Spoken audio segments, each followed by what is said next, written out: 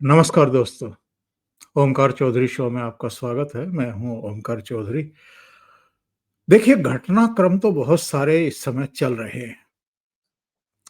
अभी 4 दिन पहले ही नेपाल की 6 दिन की हिंसा और आगजनी के बाद नई अंतरिम प्रधानमंत्री के तौर पर सुशीला कार्की ने शपथ ली और उसके दूसरे दिन उन्होंने अपना मंत्रिमंडल का विस्तार किया, तो वही आंदोलनकारी उनको फिर से धमकाने पहुँच गए। और कहा कि हमने अगर आपको बनवाया है तो हम हटा भी सकते हैं। यानी वो फिर कैसा अंतरिम प्रधानमंत्री है कि वो अपनी मर्ज़ी से अपने 3 बंदे भी अपने साथ नियुक्त नहीं कर सकती है। और चलिए, सरकार में आप दखल-अंदाज़ी कर रहे हैं, लेकिन जब देश हित में फैसले लेने होते हैं, तब तो आपको मंत्रिमंडल की ज़रूरत होती है, सहयोगियों की ज़रूरत होती है। एक तो नेपाल पर भी थोड़ी-सी चर्चा करेंगे। दूसरे अ, ये सुनने में आ रहा है कि पाकिस्तान के प्रधानमंत्री शहबाज शरीफ इस बार आसिम मुनीर के साथ डोनाल्ड ट्रंप से मुलाकात करेंगे जब ये यूएन असेंबली में भाग लेने के लिए जाएँगे। तो अब क्या खिचड़ी पक रही है?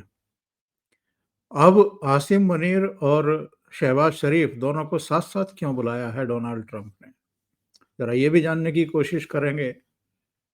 तीसरे, जिसको मैं बहुत महत्वपूर्ण मानता हूँ और अ, उतना महत्वपूर्ण है कि नहीं है, ये तो हम अपने अतिथि से मालूम करेंगे। उनको इन चीज़ों की बहुत गहरी समझ है। कलकत्ता में संयुक्त कमांडर्स की बैठक बुलाई गई है। उसमें डिफेंस मिनिस्टर भी हैं, राजनाथ सिंह साहब। उसमें एनएसए अजीत डोभाल भी हैं। तीनों सेनाओं के प्रमुख भी हैं, सीडीएस भी है। और ये 3 दिन चलेगी। 15 को प्रधानमंत्री नरेंद्र मोदी ने इसका उद्घाटन किया। आज दूसरा दिन है, कल इसका समापन होगा। कलकत्ता में ही इस बार क्यों रखी गई? और ये सब इसलिए मेरी दृष्टि में महत्वपूर्ण हो जाता है, क्योंकि बिहार में जब एसआईआर हो रहा था, तब विपक्ष ने वोट चोरी का और एसआईआर को लेकर के तमाम तरह के सवाल, तमाम तरह के हमले चुनाव आयोग पर शुरू किए, फिर प्रधानमंत्री नरेंद्र मोदी पर सीधे हमले शुरू कर दिए। अपने ट्विटर हैंडल पर भी तमाम इनका जो प्रचार तंत्र, इनका जो इकोसिस्टम है, उसमें भी प्रधानमंत्री को तीनों बार 2014 में भी वोट चोरी करके प्रधानमंत्री बने, 19 में भी और 24 में भी। तो ममता बनर्जी की जो सांसद हैं महुआ मोइत्रा, वो भी उन याचिकाकर्ताओं में से थी जिन्होंने एसआईआर को चुनौती दी थी। तो ममता दीदी ये धमकी देती रही हैं कि मैं तो बंगाल में नहीं होने दूँगी। और हम लोग ये डिस्कशन करते रहे हैं कि चुनाव आयोग ने अगर तय कर लिया है कि अब बंगाल के बाद पूरे देश में होगा, तो बंगाल में वो कैसे नहीं होने देंगी? और अगर उन्होंने हील हुज्जत की, यानी अड़ंगा लगाने की कोशिश की, तो फिर क्या होगा? क्या उनकी सरकार को बर्खास्त किया जाएगा, जिससे बचते रहे हैं अब तक प्रधानमंत्री नरेंद्र मोदी और गृह मंत्री अमित शाह? और अगर बर्खास्तगी होगी, तो राष्ट्रपति शासन लगेगा। राष्ट्रपति शासन लगेगा तो इनके जो चंगू-मंगू हैं वो चुप तो बैठेंगे नहीं, कुछ ना कुछ तो करेंगे। तो ऐसे में क्या किसी बड़े ऑपरेशन की ज़रूरत पड़ सकती है पश्चिम बंगाल में? और अगर कलकत्ता में ये संयुक्त कमांडर लेवल की बैठक हो रही है, वैसे 2015 के बाद से बहुत सारी बैठकें मोदी जी ने दिल्ली के बाहर करनी शुरू की हैं और ये उसी क्रम में एक बैठक है, लेकिन कलकत्ता में ही क्यों की गई? और उसमें ऑपरेशन सिंदूर की चर्चा करना या सेना की तैयारियों की चर्चा करना, अगले 2 साल में और क्या-क्या तैयारियां करनी है सेना को स्ट्रेंथन करने के लिए या उसके सामने क्या चुनौतियां हैं, इस पर डिस्कशन करना, ये सब क्या संकेत हैं? तो सीधे जुड़ लेते हैं आदि अचिंत साहब के साथ और उन्हीं से समझने की कोशिश करते हैं। आदि जी, बहुत स्वागत है आपका। नमस्कार। नमस्कार सर। आदि जी, कलकत्ता में ये संयुक्त कमांडर लेवल की बैठक, इसका थोड़ा मतलब समझाइए, या बस ये जैसे 2015 से कुछ-कुछ मीटिंगें अब दिल्ली से बाहर हो रही हैं, वैसे ही है, या इसका कोई हम अर्थ निकालें, इसका कोई संदेश निकालें? देखिए सर, ये मीटिंग्स तो होती रहती हैं बिकॉज़ कमांड्स इधर-उधर होती हैं।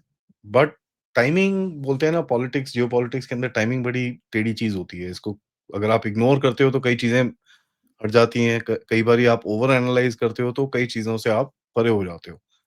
तो टाइमिंग बड़ी गंदी-सी चीज़ है ये। इसके अंदर कुछ डेफिनिटिवली बोलना बड़ा डिफ़िकल्ट है, बट अगर आप थोड़ा सिचुएशन को देखें क्या-क्या हुआ है।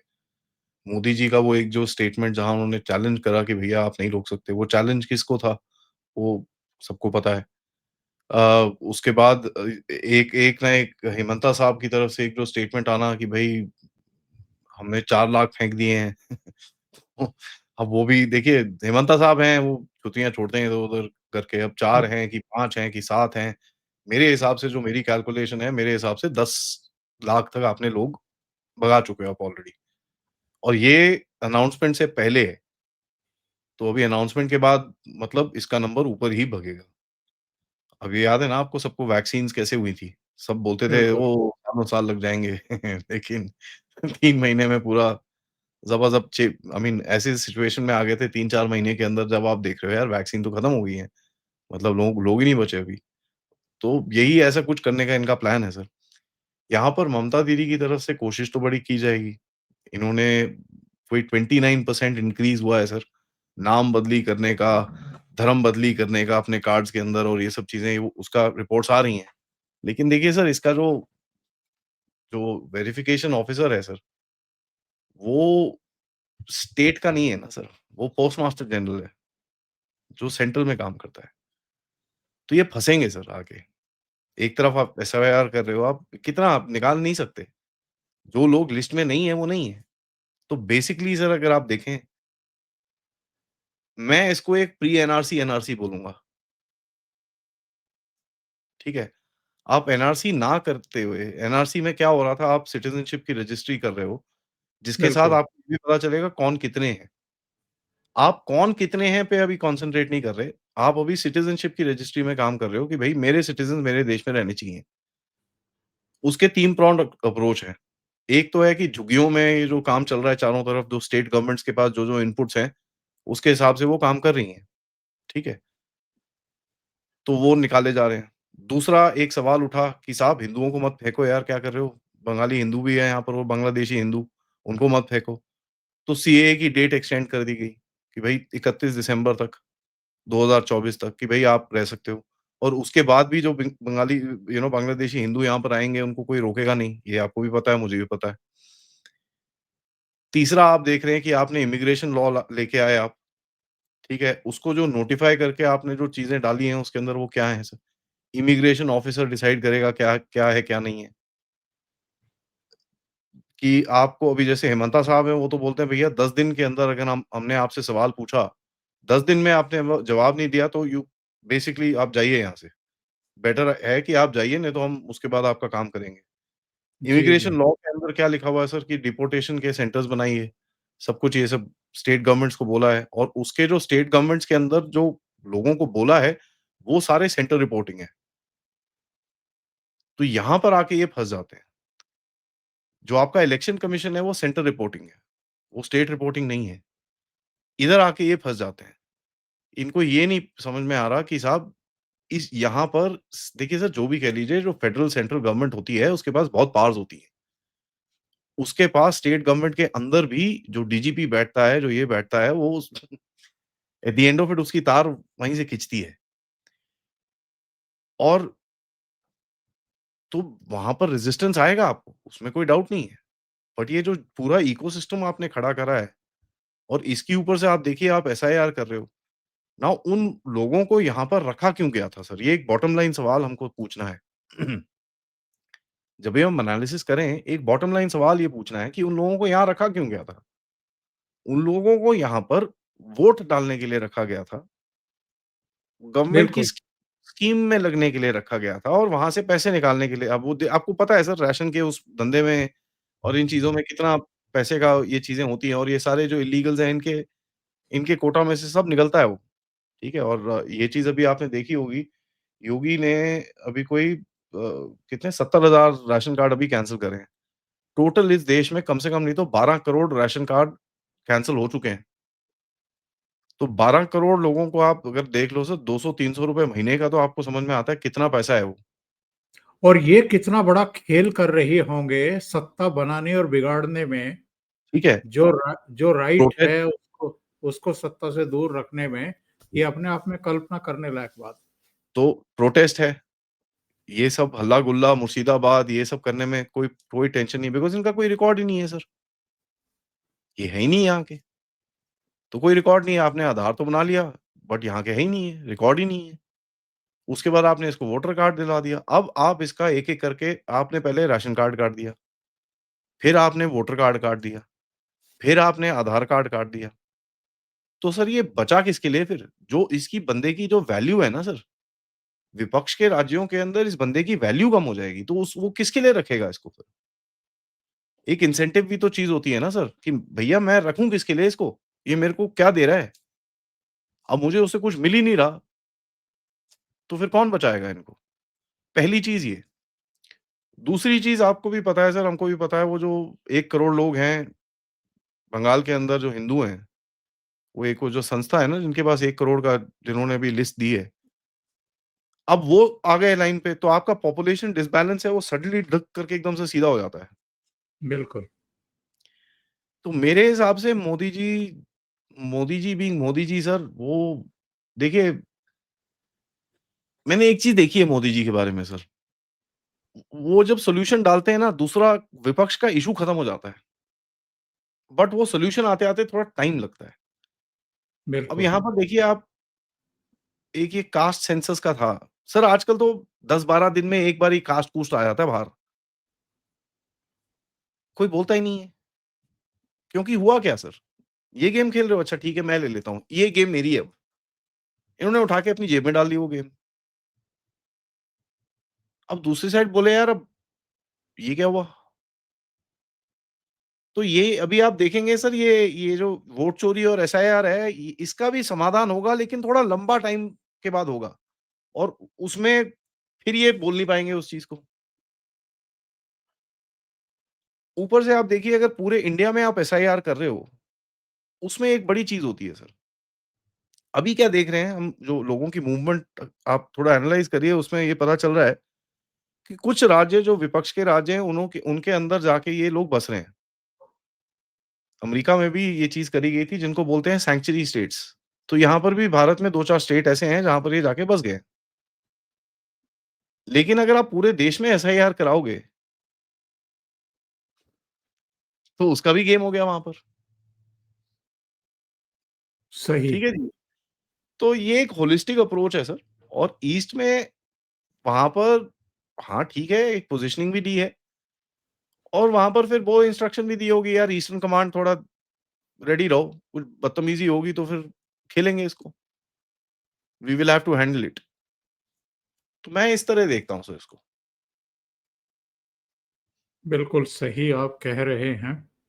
और जो एक और बात की चर्चा, जो बांग्लादेश को लेकर के चर्चाएँ चल रही थी, यूनुस बड़ी बकवास कर आए थे वहाँ बीजिंग में, कुछ चिकन नेक को लेकर के और कुछ एक एयरफ़ील्ड या एयर बेस देने को लेकर के। उसके बाद भारत ने भी थोड़ी-सी आँखें लाल की थी। कुछ सुगबुगाहट थी, कुछ तैयारियाँ थी कि भई एक ऑपरेशन करना है, देर-सवेर कर ही लिया जाए, थोड़ा सबक सिखा ही दिया जाए। जिसको चिकन नेक बोल रहे हैं, ज़रा इसको और चौड़ा कर लिया जाए। तो क्या ये जो कलकत्ता में सब एक जुटान हुआ है, जिसमें डिफेंस मिनिस्टर भी, एनएसए भी, तीनों सेनाओं के प्रमुख भी, सीडीएस भी, खुद प्रधानमंत्री नरेंद्र मोदी, 3 दिन की माथापच्ची, क्या हम उस तरफ भी सोच सकते हैं थोड़ा बहुत? सर उस तरफ तो है फ़ोकस लेकिन अगर कुछ ऑपरेशन है कि नहीं है इसका कहना मुश्किल है। बट इस टाइम पे अगर आप मेरी कैलकुलेशन देखेंगे आप कुछ नहीं करेंगे बांग्लादेश में। क्योंकि इसका एक रीज़न है। बांग्लादेश में सर इस टाइम पे जो स्टेबिलिटी दे रही है चीज़ों को, उसमें एक ही ऑर्गनाइज़ेशन है जिसका नाम है बांग्लादेश की आर्मी। जिसके अंदर भी फूट है और जिसके अंदर भी फूट के चक्कर में जो आर्मी चीफ को 2-3 बार ही हिलाने की कोशिश करी गई है। अब अगर मैं कुछ करता हूँ वहाँ पर, तो मेरे को बांग्लादेश की आर्मी के साथ लड़ना पड़ेगा। तो जो एक संस्था आपके साथ में काम करने को तैयार है, आप उसको भी अगेंस्ट कर दोगे। यहाँ पर मैं आपको बताऊँ सर, अमेरिका के ट्रूप्स घुस गए हैं बांग्लादेश के अंदर, जी। ठीक है? अमेरिका का first airborne special forces division का एक बंदा वहाँ पर मर भी गया है होटल के अंदर। 50 साल का बंदा था, उसकी डेथ हो गई वहाँ पर और वो लीक हो गई बात। तो ये जगह को आपको बड़ा ध्यान से हैंडल करना पड़ेगा। तीसरी चीज़ सर, मेरे हिसाब से अभी आपका थोड़ा-सा आउटरीच चल रहा है म्यांमार के अंदर, ठीक है? म्यांमार में नॉर्थ में जो काचिन ग्रुप है, उसके साथ कुछ ट्रेड की बातें चल रही हैं। उसके साथ कुछ वहाँ पर जो रेबेल ग्रुप्स हैं, उनके साथ उनको सफाई करने की बातें चल रही हैं। और इसके साथ आपको नोटिस करना पड़ेगा मोदी जी का विज़िट जो मणिपुर में, ठीक है जी? मोदी जी ने वहाँ पर जो एक स्टेटमेंट दिया है, फिज़िकल स्टेटमेंट नहीं है, शब्द नहीं है वो। जब बारिश हो रही थी सर, बिल्कुल, मोदी जी 1 घंटा 30 मिनट रोड से गए हैं। बहुत नाउ बड़ा फैसला था, बहुत बड़ा फैसला था। ये चीज़ आप तभी कर सकते हो जब आपके पास एक क्लियर कॉन्फिडेंस है। इस चीज़ को देख के आपने देखा कि वहाँ के जो ये कुकी के कुछ ग्रुप्स हैं, मैं सब कुकीज़ को नहीं बोल रहा यहाँ पर, जिससे पहले मेरे को कुकी ग्रुप्स आके गाली देना शुरू हो जाएँ, सबको नहीं बोल रहा मैं। कुछ जो ग्रुप्स हैं उन्होंने तोड़ा-फाड़ी करने की कोशिश करी है which actually indicates weakness rather than strength.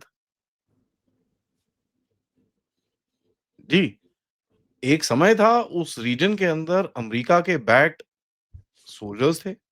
उस रीजन के अंदर अमेरिका के स्नाइपर वाले बंदे थे। हमने ये तक देखे अमेरिका के लोग वहाँ पर बुलेट प्रूफ जैकेट्स दे रहे थे लोगों को। म्यांमार के अंदर ये तस्वीरें बाहर आई थी। तो उस जगह से इस जगह पर जब हमारा प्रधानमंत्री जो एक हाइली मतलब जिसके ऊपर इतना सिक्योरिटी फोकस रहता है, वो ये सब कुछ कर सकता है तो एक आपको मैसेज दिख रहा है कि ईस्ट के अंदर सफाई करने की पूरी प्लान है। सफाई होगी सर बॉर्डर्स पे, आपको बॉर्डर सिक्योर करने हैं, बॉर्डर्स पे ऑपरेशंस होंगे, ड्रोन स्ट्राइक्स होंगे, ये सब चीज़ें आगे जाके होंगी और एक ट्रेड का एंगल वहाँ खुलेगा। अब देखिए सर आइज़ॉल तक आप रेलवे ले गए हो, बिल्कुल, आइज़ॉल से बॉर्डर होगा करीब 1 डेढ़ 100 किलोमीटर, वहाँ पर भी लाइन बन रही है। अब वहाँ से पलतेवा है, पलतेवा से सितवे है, पलतेवा सितवे में तो रोड तो पूरी चल ही रही है।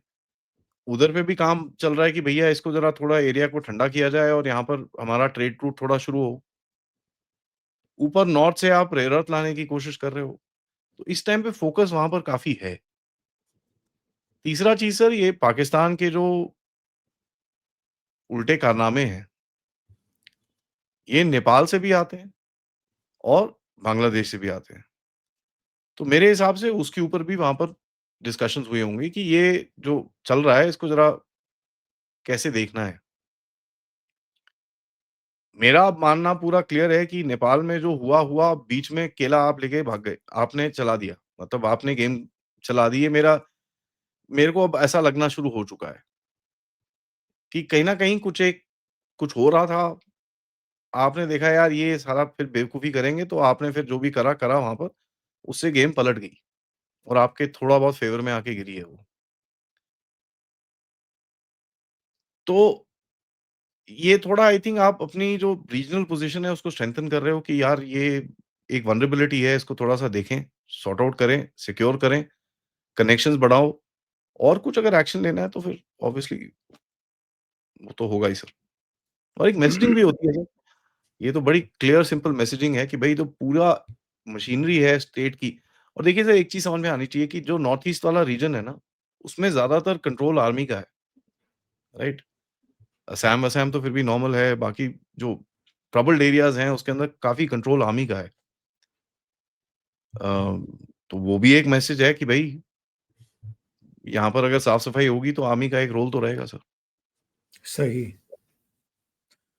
और अभी कार्रवाई करें, ना करें, एक्शन करें, ना करें, पर बांग्लादेश के लिए एक संदेश और संकेत तो है कि भई हमसे आप बिल्कुल भी दूर नहीं हैं, आपका कोई भी इलाका हमसे दूर नहीं है, चिटगाँव से लेकर के ढाका और तमाम जितने भी इलाके हैं, जहाँ हम चाहें, जब चाहें, तब गड्ढे खोद सकते हैं जा कर के। कोई प्रॉब्लम नहीं है सर, बांग्लादेश तो ऑनेस्टली कुछ प्रिपरेशन करने की भी ज़रूरत नहीं है, एक छोटी-सी एक्सरसाइज़ करोगे वो बैठ जाएँगे उसमें ही। उसमें कोई प्रॉब्लम नहीं है। प्रॉब्लम में जो होता है वो अनकन्वेंशनल डोमेन के अंदर रहता है, जहाँ पर ये घुसपैठिए हैं, टेररिस्ट हैं, फेक करेंसी है, ये सब चीज़ों के ऊपर अभी नेपाल थोड़ा डिस्टेबलाइज़ है, तो वहाँ से आपको थ्रेट्स आएँगे। नेपाल में 1-2 जगह हैं अ, एक एक काठमांडू के अंदर एक आयरॉनिकली एक होटल काठमांडू होता था, जहाँ पर ये मीटिंग्स करते थे आके एलईटी वाले एक टाइम पे।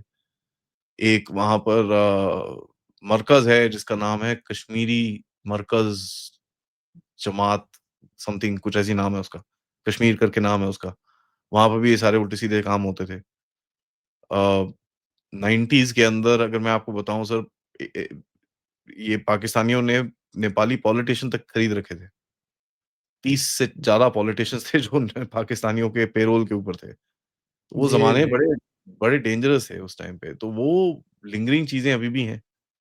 अ, नेपाल के अंदर जो प्रॉब्लम्स हमको दिखती हैं यूपी, बिहार झारखंड के अंदर कि ये जो इस्लामिज़्म फैल रहा है और जो लड़कियों के साथ होता है और जो प्रॉपर्टीज़ के साथ होता है और ये चीज़ें वहाँ पे भी हैं। और देखिए, हम नेपाल को ब्लेम कर सकते हैं कि यार तुम्हारे यहाँ से हमारे पास आ रहा है। वो ठीक है, करेक्ट है, उसमें कोई डाउट नहीं है, लेकिन नेपाल भी अपनी प्रॉब्लम से जूझ रहा है। उसके पास भी बहुत प्रॉब्लम्स हैं और सोसाइटी में इसके बारे में काफ़ी एक कंसर्न है कि यार ये क्या हो रहा है हमारे साथ? अ, है तो सिचुएशन डाइसी है सर और इस टाइम पे क्योंकि जियोपॉलिटिकली आप थोड़े पंगे ले रहे हो लोगों से, तो वो आपकी बोलते हैं ना वल्नरेबिलिटी ढूँढेंगे कहीं न कहीं आपको नीचे बिठाने के लिए। तो हाँ, ये एक रीजन है जहाँ पर वो आपको तंग कर सकते हैं। तो अगर आप एक स्ट्रॉन्ग पोज़ीशन लेंगे यहाँ पर, अच्छा है। थोड़े नहीं, मोदी जी तो बहुत बड़े लेवल पे पंगे ले रहे हैं।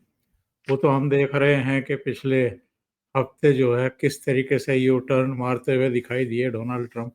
उस पर भी आएँगे आदि जी, लेकिन चूँकि आपने नेपाल का ज़िक्र किया है, तो नेपाल में हो क्या रहा है ये?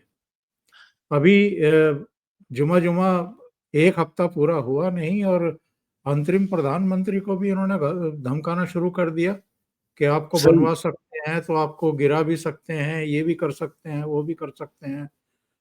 क्या ये होगा होता है। नेपाल में? ये हो ये होता है सर जब ऐसी एक सिचुएशन होती है तो होता है। बट मेरे को लगता नहीं है कि ये जो सो कॉल्ड जेन ज़ी है, उसके अंदर भी काफ़ी डिविजन्स आ चुकी हैं। लोग सवाल पूछ रहे हैं वहाँ पर कि यार ये साले आए कहाँ से? इनके पास पैसे कहाँ से आए? ये चीज़ें अभी लोग आम लोग वहाँ पर पूछ रहे हैं। न्यूज़ में आर्टिकल्स लिखे जा रहे हैं, टीवी पे बोला जा रहा है इसके बारे में। कितने जो नेपाली लोग उसके ऊपर हैं, ट्विटर के ऊपर वो बात कर रहे हैं इसके बारे में।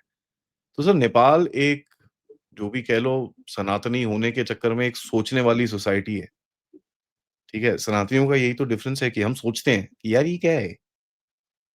ठीक है? और जो हमारा एक सर्वाइवल रहा है, लाखों साल से जो आप चल रहे हो इज़ बिकॉज़ आपका एक थॉट प्रोसेस है सोचने का, तो वो सोचना शुरू हो चुके हैं। ये सर देखिए अब ये लोग जो हैं, ये भी स्ट्रीट गैंग्स की तरह बिहेव कर रहे हैं। ये अपनी पावर देखिए हुआ क्या है, जो मैं आपको बोल रहा था कि मेरे हिसाब से आपने गेम पलटी थी बीच में आके। मेरे पास सही। इसका कोई कोई वो नहीं है कि मैं आपको कोई प्रूफ दे सकूँ। आई डोंट हैव एनीथिंग कुछ आएगा तो मैं पक्का दिखाऊँगा but I don't have anything. But यहाँ पर एक चीज़ ऐसी दिखती है कि ये जो जेन ज़ी के ग्रुप्स थे, जो बाहर से फंडेड ग्रुप्स थे, इन लोगों को दिखा कि ये साइडलाइन हो गए। As a matter of fact ये खुद ही पीछे हटे वहाँ से। इनको समझ में आया है कि लोग सवाल पूछना शुरू हो गए हैं और आगे जाना खतरे से खाली नहीं रहेगा और ये खुद थोड़ा पीछे हट गए। अब वो थोड़ा पीछे हटे तो इनके हाथ से खेमे से गेंद निकल गई। अब उसको थोड़ा-सा ये रिइंफोर्स करना चाहते हैं कि हम अभी भी हम में दम है, हम ये कर सकते हैं, वो कर सकते हैं।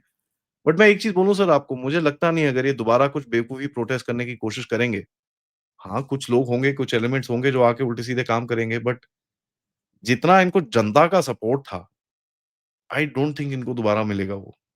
वो बार-बार नहीं होता सर। मैं आपको एक एग्ज़ाम्पल देता हूँ।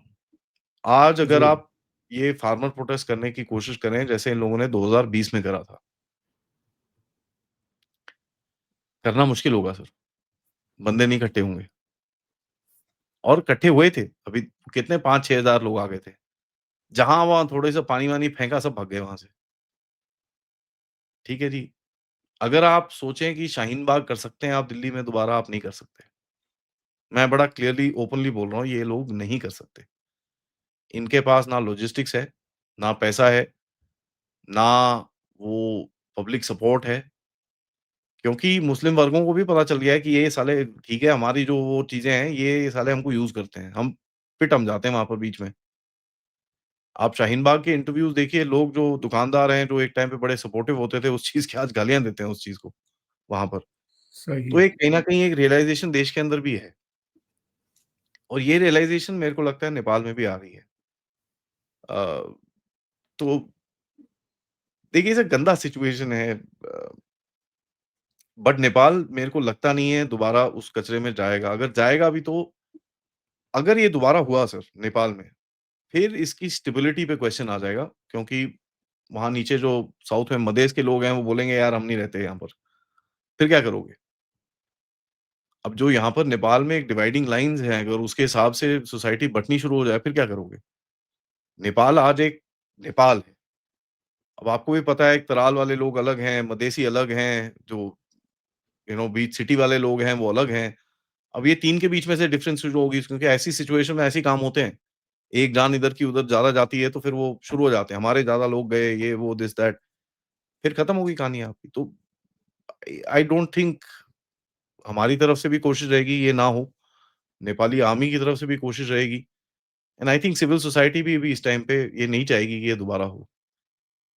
देखिए जी, ये जो कर्की जी हैं, इनका मेन काम है इलेक्शन कराना। थोड़ा स्टेबलाइज़ बिल्कुल, करना अपने आप को और इलेक्शन कराना।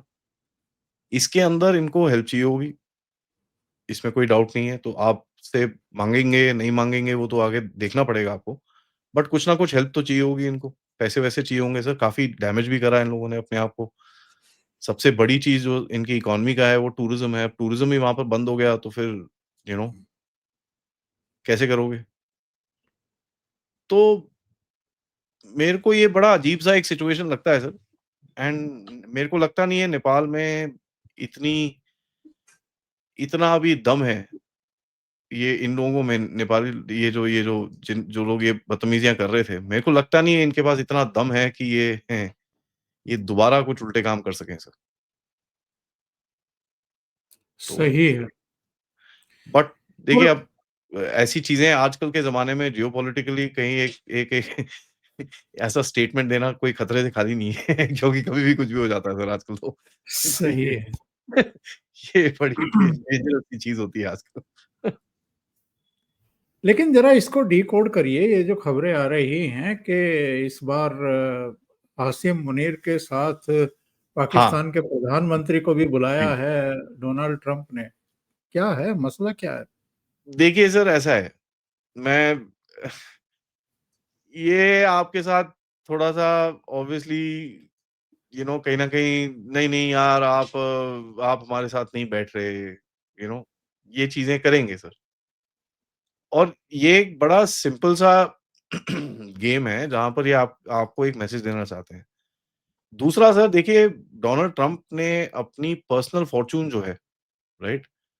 अ, वो दाँव पे लगाई है पाकिस्तान के साथ रिलेशनशिप में, ठीक है? तो अगर आप देखें जो अपनी अगर पर्सनल फॉर्च्यून आप दाँव पे लगा रहे हो कि भैया मेरा अपना पैसा फँस रहा है, तो फिर सर ये तो होना ही था। कितना टाइम और ऐसे चलेगा? आपने अपना पैसा लगा रखा है वहाँ पर बीच में। तीसरा पॉइंट क्या है सर देखिए, यहाँ पर एक चीज़ आपको समझ में आनी चाहिए, पाकिस्तान इस टाइम पे बहुत क्रिटिकल हो चुका है अमेरिका के लिए and it's very funny because Pakistan ने ये जो रेयर अर्थ और ये सब चीज़ें हैं, इसकी काफ़ी ये कमिटमेंट दे रखी है, कि साहब मैं बस आप देखो बस मैं जस्ट देखो साहब, मैं जस्ट आप बस पैसे दे दो मेरे को मैं आपको पता है पाकिस्तान कैसे बात करता है। तो इसने काफ़ी सारी कमिटमेंट दे रखी है कि भैया मैं तो सब कुछ करा दूँगा आपको। अब वो कमिटमेंट के लिए ये सब होगा, मीटिंग्स होंगी। आपको भी एक मैसेज देना है उनको कि नहीं यार आप रशिया के साथ बैठोगे तो हम भी यही करेंगे, हम भी ऐसे करेंगे, आप चाइना के साथ बैठोगे तो हम भी ये करेंगे। बट ये देखिए सर ये बचपन की हरकतें हैं। आप शहबाज शरीफ को आप वहाँ पर बुला रहे हो, आसिम मुनीर को बुला लो चलो थोड़ा समझ में आता है। आप शहबाज शरीफ को बुला रहे हो उधर पे सर, आई मीन क्या बचा आपकी सर कंट्री के अंदर? क्या आप इतने अपनी ग्लोबल पावर बोलते हो अपने आप को जब आपको एक शहबाज शरीफ के साथ बैठना पड़ता है? क्या बोल सकते हो आप अपने आप को सर? तो ठीक है सर अगर मैं तो हमेशा से यही चीज़ बोलता हूँ कि यार आप हमको एक बड़ा क्लियरली देखना है कि ठीक है, इन लोगों को इसी तरह रहना है तो ठीक है यार चलने दो, क्या प्रॉब्लम है अपने को?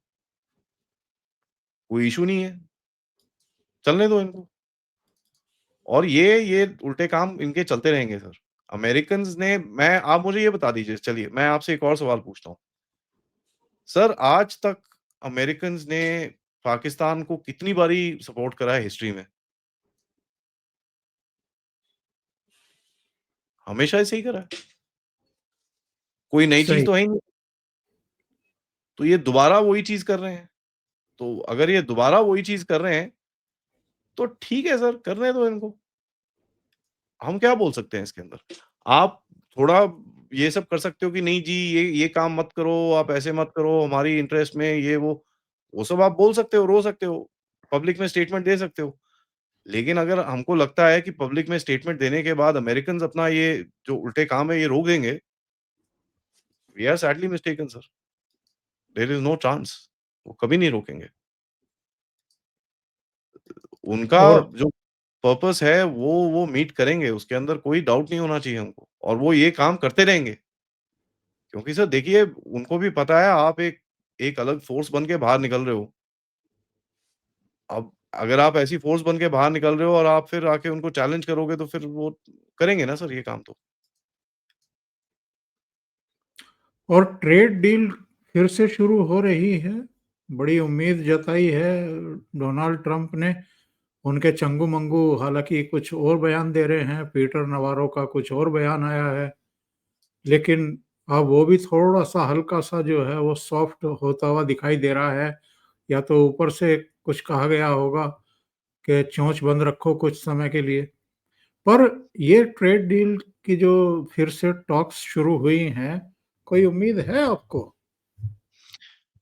सर ट्रेड डील होगी, ठीक है? चाहे वो मिनी ट्रेड डील हो, माइक्रो मिनी ट्रेड डील हो वो ट्रेड डील होगी, ठीक है? इसकी रिक्वायरमेंट उसको भी है, इसकी रिक्वायरमेंट आपको भी है, ठीक है? तो मेरे को उसमें कोई वो नहीं लगता कि भई ट्रेड डील नहीं होनी चाहिए, ये वो एंड ऑल दैट ये मेरा कहना नहीं है। क्योंकि सर एक मार्केट है अमेरिका की और एक चीज़ याद करना पड़ेगा सर अमेरिका में पैसा भी है और अमेरिका में परचेज़िंग पावर भी है, ठीक है? और अमेरिका को अपने साथ रखना है आपको। तो ट्रेड डील करोगे आप, उसमें कोई डाउट नहीं है और करनी भी चाहिए। जितना आप अपने अपने आप को स्ट्रेंथन करके ये ट्रेड डील कर सकते हो, तो उसमें बुराई क्या है सर? हमको अपनी स्ट्रेंथ को लाके सेट करना पड़ेगा। नहीं, जिन सेक्टर को ये खुलवाने के लिए प्रेशराइज़ कर रहे थे, वो सेक्टर खोलेगा भारत? नाउ यहाँ पर एक ये सबसे बड़ा सवाल है। देखिए सर इसमें क्या होगा? इसमें ये होगा कि अब आप अगर इसको अभी देखें, बैक एंड पे देखें क्या होगा सर? ये लोग अभी आने से पहले बोल रहे हैं कि साहब ये चीज़ें आप खोल दो, तभी हम आपसे ट्रेड डील कर पाएँगे। चलिए ठीक है, इसको थोड़ा-सा देख लेते हैं। आप इसको क्या खोलोगे? नहीं खोलोगे, तो क्या होगा? ये फँस जाएगा एक जगह पे जाके। अब अगर ये फँसना ही है तो वो आएँगे नहीं यहाँ पर। उनको भी पता है आप नहीं खोलने वाले। आपने टैरिफ ले लिए सर लेकिन आपने ये चीज़ नहीं खोली, करेक्ट? तो उनको भी पता है ये फँसेगा, ये लोग नहीं मानने वाले। तो फिर वो क्यों आ रहे हैं यहाँ पर? वो इसलिए आ रहे हैं सर क्योंकि पब्लिक स्टेटमेंट्स अलग हैं। वो प्रोबेबली पब्लिक में अपनी पब्लिक को जाके बोलेंगे कि देखो जी भारत मान गया, ये खोल दिया, वो खोल दिया। अब इसका एक सबसे बड़ी इंटरेस्टिंग सी चीज़ निकल रही है। वो बोल रहे हैं साहब ऐसा है, आप ना आप हाँ ठीक है हमारे सीड-वीड नहीं लेने आप मत लो, बट एक काम करो आप चीज़ ले लो ना। अब अमेरिकन चीज़ तो वैसे भी आता है सर भारत के अंदर काफ़ी टाइम से। ठीक है? थोड़ा जी, जी। आप चीज़ और ले लो। इसमें क्या है सर, उनकी जो उनकी जो लॉबी है, जो उनकी जो एग्रीकल्चर और डेयरी लॉबी है, उनको कुछ मिल जाता है, ठीक है? तो आपको भी बोल रहे हैं, "यार आप ये ले लो ना, ये तो कोई टेंशन नहीं है इसके अंदर।" अभी क्या बोल रहे हैं सर कि साहब आप इतना एथेनॉल कर रहे हो, आप एक काम करो, आप हम आपको कॉर्न दे देते हैं, आप कॉर्न से एथेनॉल बनाओ, बड़ा बढ़िया बनता है। ठीक है? तो हाँ, नहीं, वो नहीं पीटर पीटर नवारो कह रहे थे ना कि बताओ हाँ। जी 140 करोड़ की आबादी है, मक्का की एक बोरी भी नहीं खरीद रहे। वो मक्का की बोरी लिए खड़ा भाई। तो यही है सर, वो बोले अच्छा ठीक है यार, ये नहीं तो ये सही, ये नहीं तो ये सही, ये नहीं तो यही सही। तो आपको थोड़े वो इंसेंटिवाइज़ कर रहे हैं सर, इसमें बुरा क्या है sir? I think it's a good thing. और यहाँ पर आपकी जो एक सिचुएशन बन के बाहर निकली है, आप जो भी कह लीजिए सर, आप एक ऐसी सिचुएशन में खड़े हैं जहाँ पर आप उनको बोल सकते हैं, भैया देखो ऐसा है, हम नहीं डरे थे आपके टैरिफ से, ठीक है जी, हम पहले भी नहीं डरे थे, हम अभी भी नहीं डर रहे। थैंक यू वेरी मच, आपको जो करना है कर लो। तो फिर कहाँ रहेगी सर? तो इनको अभी क्या है सर, दूसरा क्या हो रहा है कि इनको अभी ये भी पता चल रहा है कि यार थोड़े टाइम पे चाइना के साथ गड़बड़ शुरू होने वाली है। और इनको ये भी पता है इंडिया, चाइना दोनों को साथ में नहीं झेल सकते ये, नहीं कर सकते। वो गड़बड़ हो जाएगी सर और वो उसमें बहुत पिटाई होगी। तो वो बोलते हैं अच्छा यार इंडिया के साथ थोड़ा मामला ठंडा कर लो। बड़े-बड़े स्टेटमेंट देते रहो लेकिन वहाँ जाके मोदी जी अच्छा ठीक है यार मान जाते हैं हम लोग। आप ये ले लो, हम ये ले लेते हैं। आप लोग जो पहले बोल रहे थे यहाँ पर थोड़ी नेगोशिएशन करके हम खत्म कर लेते हैं इसको। तो आपके साथ अभी एक वो ईज़ियर ट्रेड एग्रीमेंट करेगा जहाँ पर वो उस डायरेक्शन में नहीं जाएगा जैसे पहले वो बोल रहा था आप रशियन तेल लेना बंद करो और उसमें भी नोटिस करिए सर, रशियन तेल के लिए आज वो यूरोप को बोल रहा है कि साहब आप लेना बंद करो। ठीक है जी? जो पहले आपको बोल रहा था, आज उन वो आपको नहीं बोल रहा। आज वो बोल रहा है वो यूरोप को कि जो आप करो ना यार बंद। मेरे को बोलते रहते हो कुछ करने के लिए, आप करो पहले बंद। वो भी नहीं मान रहे। वो भी नहीं मान वो रहे। भी नहीं। हुँ। तो सर ये फँस गए हैं। अब एक्चुअली मेरे हिसाब से ट्रम्प ने अपने जोश में आके, होश खो के भारत के ऊपर सैंक्शन तो लगा दिए। इसको लगा कुछ ना कुछ मोदी जी आके कुछ बात-बूत करके कुछ सुलझा लेंगे उस चीज़ को। वो हुआ नहीं। जी, मोदी वो जी हुआ ने नहीं। तो कह दिया कि तू चने के पेड़ पौधे पे चढ़ा रहे। चढ़ा रहे, हमको नहीं फ़र्क पड़ता, जो करना है करते रहे। अब वो हुँ। हुआ नहीं तो ये इनको अब लग रहा है कि यार ये दोनों तरफ से हाथ से ना चली जाए बिकॉज़ अगर यहाँ से भी हाथ से चली गई, उधर से भी हाथ से चली गई तो फिर पंगे हो जाएँगे। तो ये गेम है सर। वो ये नहीं है कि अभी मोदी जी के साथ बड़ी अच्छी दोस्ती हो गई है और वो दोबारा अपना रिलेशन सेट करना चाह रहा है, घंटा ऐसा कुछ नहीं है। पॉइंट इज़ कि वो फँस गया है और वो निकलना चाहता है वहाँ से। और आपने भी जिस तरह की जियोपॉलिटिकल पोज़ीशनिंग करी है उससे उसको दर्द हो रही है। तो वो बोलता है यार ऐसी दर्द मत करो यार, साथ में काम कर लेते हैं। तो ये है सर, मोदी ये जी मोदी जी एडजस्टमेंट का मोदी जी का जो जवाब है उसको अगर ध्यान से देखें तो मोदी जी ने तो बहुत बड़ा जवाब दे दिया। वही डोनाल्ड ट्रंप ने तो उनको अपना बहुत अच्छा मित्र बताया, लेकिन मोदी जी ने तो उनको अपना मित्र भी नहीं बताया। वो उन्होंने कहा है कि भारत और अमेरिका के बीच में अच्छे रिश्ते रहे हैं और ये आगे भी जो है, यानी उन्होंने 2 देशों की बात की है। वो मित्रता-वित्रता का राग जो है उन्होंने कहा कि अब तू मित्र होने के लायक ही नहीं है। तूने अपना जो एक एक ट्रस्ट होता है, वो खो दिया एक तरीके से। तो मोदी जी का जवाब बड़ा नपा-तुला है, बहुत साफ-साफ संदेश उन्होंने दिए आ हैं। आज सुबह सर वॉशिंगटन पोस्ट के अंदर एक आर्टिकल आया है, वॉल स्ट्रीट जर्नल के अंदर, ठीक है? जी, जी। उसमें कहता है कि ट्रंप को तोड़ने का तरीका क्या है? कहता है the stoic silence and the stiff upper lip of Modi मतलब जिस तरह से मोदी जी ने चुपचाप काम करा है, चुपचाप रहे हैं, कुछ फालतू में बकवास नहीं करी, कुछ नहीं बोला उनको। ये तरीका है डोनाल्ड ट्रंप को तोड़ने का और ये मैं नहीं बोल रहा, ये वॉल स्ट्रीट जर्नल बोल रहा है सर, ठीक है? तो यहाँ आपको समझ में आना चाहिए कि वो खुद ही बोल रहे हैं कि यार ये तरीका है मोदी जी ने जो करा है ना ये मस्त तरीका है, डोनाल्ड ट्रंप इससे बड़ा इरिटेट हो गया है। और आप देख लीजिए सर, यहाँ पर आपने उनको उन्होंने आपको गालियाँ दी, ये करा, वो करा, आपने अपनी टीम को क्या बोला? कोई बकवास नहीं करेगा। बिल्कुल। कोई टेढ़ी बात नहीं करेगा। जो पुरानी एक हमारी रिलेशनशिप है, इन बेवकूफ़ों की तरफ से हम उसको नहीं खराब होने देंगे, क्योंकि हम रियलिस्टिक हैं और हमको ये चीज़ें चाहिए। तो हम नहीं खराब होने दे रहे इसको। We will not let the relationship go sour because आज ये ट्रम्प का दिमाग खराब हो रखा है। हम नहीं होने देते इसको। और कितनी खूबसूरती से उन्होंने सारा गेम खेला है। चाइना गए, पुतिन साहब से और शी जिनपिंग से मिले, बड़ी अच्छी-अच्छी विजुअल्स आई, लेकिन सैन्य परेड से तुरंत पहले वहाँ से निकल आए। उसके बाद एक और डिस्काउंट दिया। ब्रिक्स के मीटिंग में नहीं गए, बिल्कुल, ठीक है? तो आपने भी सॉफ्ट अपनी आराम से बोलते हैं ना सॉफ्ट डिप्लोमेसी लगाई है, आपने बड़ी पेडलिंग सी करी है कि भाई चल ठीक है। तो कई जगहों पे इसको थोड़ा-सा दर्द देते हैं, कई जगहों पे छोड़ देते हैं और वो काम कर गया है। और भारत का स्ट्रेंथ सर मैंने आपके चैनल पे पिछले हफ्ते भी बोला था, भारत का स्ट्रेंथ क्या है सर? भारत का स्ट्रेंथ अमेरिका के सामने जियोपॉलिटिक्स है, आपकी ग्लोबल पोज़ीशनिंग है, वो आपकी स्ट्रेंथ है और आप उसको यूज़ कर रहे हो सर।